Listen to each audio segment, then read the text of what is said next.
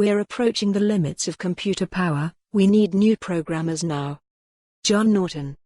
Ever faster processors led to bloated software, but physical limits may force a return to the concise code of the past. Way back in the 1960s, Gordon Moore, the co-founder of Intel, observed that the number of transistors that could be fitted on a silicon chip was doubling every 2 years. Since the transistor count is related to processing power, that meant that computing power was effectively doubling every 2 years. Thus was born Moore's law, which for most people working in the computer industry, or at any rate those younger than 40, has provided the kind of bedrock certainty that Newton's laws of motion did for mechanical engineers. There is, however, one difference. Moore's law is just a statement of an empirical correlation observed over a particular period in history, and we are reaching the limits of its application.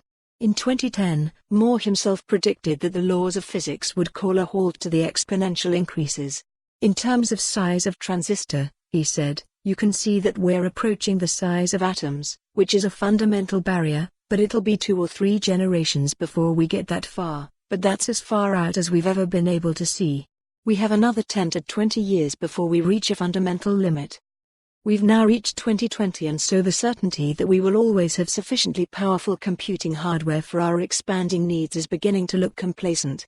Since this has been obvious for decades to those in the business, there's been lots of research into ingenious ways of packing more computing power into machines, for example using multi-core architectures in which a CPU has 2 or more separate processing units called cores, in the hope of postponing the awful day when the silicon chip finally runs out of road.